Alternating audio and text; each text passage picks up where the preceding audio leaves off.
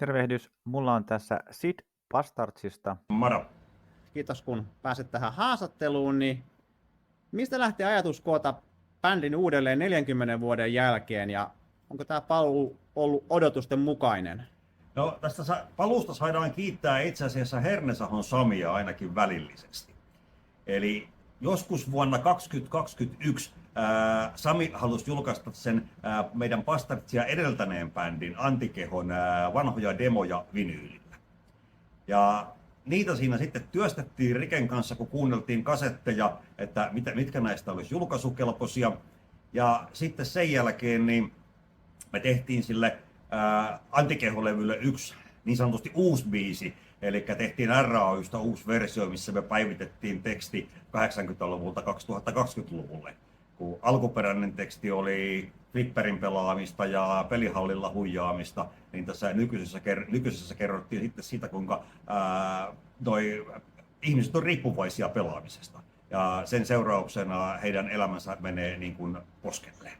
Sitten kun se oli tehty, niin sitten Riken kanssa jompikumpi, mahdollisesti Rike ensin, sitä sanoi, että pitäisiköhän noita biisejä tehdä vähän enemmänkin lisää. Ja sitten päädyttiin siihen, että kokeillaan nyt ainakin. Ja silloin elettiin syksyä 2021. Venäjä ei ollut vielä hyökännyt Ukrainaan. Jälkeenpäin katsottuna, niin merkithän oli jo ilmassa. Ja Rike teki siinä sen biisin sävellyksen. Ja mä siihen sitten raapustin ensimmäiset tekstit, joita me Riken kanssa siinä palloteltiin toisillemme. Ja saatiin sitten vihdoin aikaiseksi biisi, jonka nimi oli Maailma palaa taas. Et se oli ihan tietoinen valinta nimi siinä, että niin palataan siihen, mistä aikanaan on lähdetty vuonna 1982. Ja sitten vuosi vaihtui 2022 ja helmikuun 14. päivä Putin päätti hyökätä Ukrainaan. Ja sitten me Riken kanssa siinä todettiin, että ei olisi tätäkään biisiä kannattanut tehdä, että tämä valitettavasti toteutui jälleen kerran tämä ennuste, mikä noissa biiseissä oli. Ja sitten siinä syntyi aika nopeasti siinä sen sodan alkuviikkojen aikana siinä vitutuksessa niin syntyi se toinen biisi, eli Ei sotaa, joka on ihan suoraan mun niin kuin vitutuksen purkamista siitä, että mitä Ukrainassa tapahtuu. Ja sitten tuli vielä kolmas, eli toi Likaset valheet, joka on kokonaan Riken käsialaa. Ja se me sitten nämä kolme biisiä me nauhoiteltiin sillai modernisti tietokoneella ja tällä lailla, kun meitä nyt ei ollut käytännössä muita kuin minä ja Rike siinä ja Masa sitten mukana niin kuin messissä mukana ja taustoja hoiluttelemassa. Ja sillä saatiin aikaiseksi ensimmäinen julkaisu, joka julkaistiin tuolla digitaalisesti ainoastaan. Onko nyt aikeissa sitten lähteä tekemään lisää uutta musiikkia? Miten se nyt sanoisi, ans kattoo. Me ollaan nyt keikalla soitettu yhtä uutta biisiä, jota ei ole millään levyllä. Ja on semmoinen siinä mielessä onnellinen tilanne, että meillä on Suomessa semmoinen hallitus, että niinku tekstin aiheesta ei ole pulaa. Että on niinku aika helppo kirjoittaa. Ja me varmaan jotakin tehdään sitä, että julkaistaanko niitä koskaan, niin sitä ei tiedä. Tätä tehdään nyt tällä hetkellä sillä periaatteella, että tehdään aina kun on kivaa ja niin kauan kun se on kivaa. No mikä se on se Bastardsin kokoonpano nyt? Sinä ja Rike ja... Joo, minä ja Rike ollaan vanhoja äpäriä alkuperäisestä kokoonpanosta. Sitten meillä on Ahosen Jaska rummuissa, joka on ollut soittanut Kaauksessa ja Riistetyissä ja Pyhissä nukeissa ja Nukeissa ja muutamassa muussakin tamperelaisessa bändissä. Rike tunsi Jaskan, he on pitäneet yhteyttä tässä kaikki nämä vuosikymmenet. Ja Rike kysyi Jaskaa, kun Rike sitten siinä ehdotti, että pitäisikö tätä oikein niin kuin bändilläkin soittaa. Ja Rike kysyi sitten Jaskaa. Ja sitten me aloiteltiin semmoisella kokoonpanolla, missä oli Jaska rummuissa ja Rike kitarassa. Mä soittelin bassoa ja sitten meillä oli Masa siinä mukana aina välillä laulamassa ja sitten minä lauloin myöskin.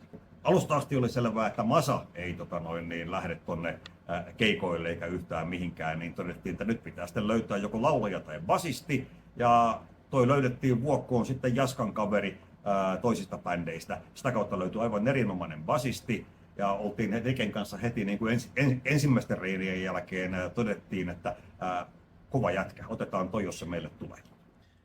No Schwarz Records julkaisi Bastardsilta Arctic Hardcore-levyboxin, joka koko sen 80-luvun tuotannon ja näitä treenikampanjajuttuja, niin mistä lähti ajatus tämän boksin julkaisemiseen? Se tuli Svartilta. Että ne itse ehdotti sieltä kaveri, jonka nimeä mä en nyt taas muista, mulla on muistini pätkii, mutta hän ehdotti tämmöisen tekemistä ja niitä ryhdyttiin sitten työstämään, että minkälainen boksi tästä voitaisiin saada aikaiseksi. Että katsottiin kaikki studionauhoitukset, mitä oli, myös joitain semmosia, mitä ei ollut koskaan missään julkaistu. Sitten kaivettiin niitä reenikämpällä nauhoitettuja demoja, iso nippu. Ja sitten Rikellä on noita livekeikkoja sieltä 83 vuodelta, usein pikinen nauhalla aika hyvälaatuisia livekeikkoja sekä Suomesta että tuolta Italiasta ainakin. Niistä sitten koottiin boksi, jonka koko kooksi tuli sitten se 6 LP:tä. Oliko se minkälainen työ näitä vanhoja treenikämppämateriaaleja restauroida ja, ja masteroida sitten? Sitä pitäisi oikeastaan kysyä Rikeltä. Kyllä se siinä jonkinmoisen määrän duunia teki. Rike teki kaiken sen raaan teknisen työn siinä. Ja sitten masteroinnin teki joku Svartin kaveri. Mutta Rike siinä isoimman työn teki.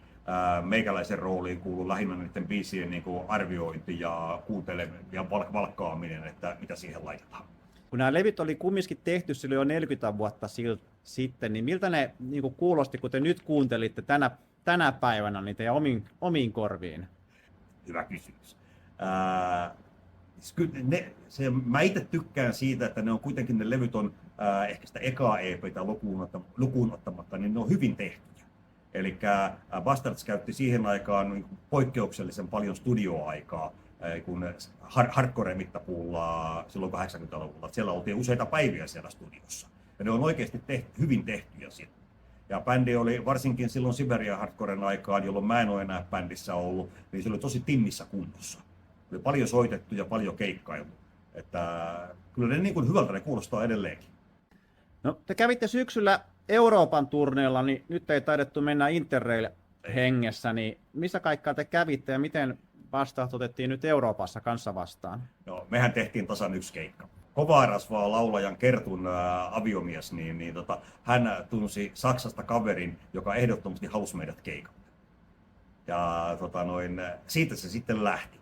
Me palloteltiin sitä, keskusteltiin vähän siinä keikan järjestelyistä ja sitten, koska me nyt ei todellakaan lähdetty Interrail-korteilla sinne enää, niin näistä kustannuksista, mitä siitä väistämättä aiheutuu, kun 4 melkein 60 äijää raahautuu Saksaan.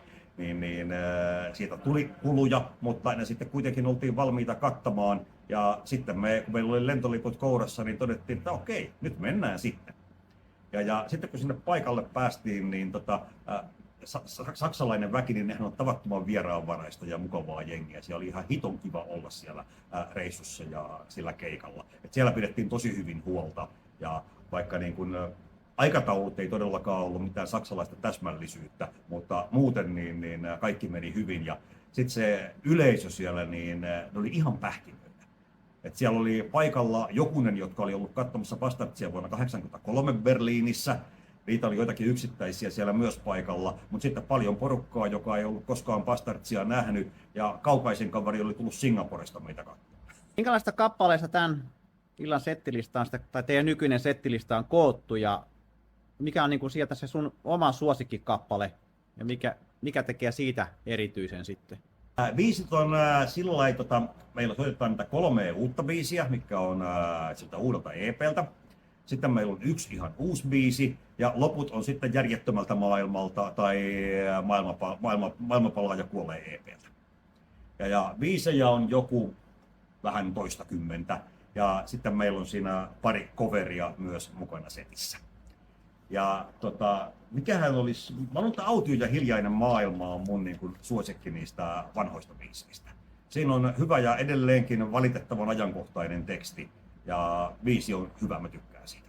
Mitä me voidaan sitten vielä odottaa illan keikalta, tuleeko kovaa menoa? Meno on niin kovaa, kun tänikäiset miehet pystyy, mutta viime perjantaina Kouvolassa oli tosi vähän väkeä, mutta kyllä me niille, ketkä sinne paikalle oli tullut, niin vedettiin niin lujaa kuin vaan ikinä jaksettiin. Ja kyllä me se sama juttu meidätaan tehdä tänään. Eli Mä en enää hypin lavalta alas, enkä suorita stage-daivaamista, enkä mitään muutakaan. Ei tässä iässä enää siihen pysty. Mutta kyllä me muuten annetaan täyspainoinen setti. Hyvä, sitä odotellessa. Kiitoksia oikein paljon. Kiitos. Pip.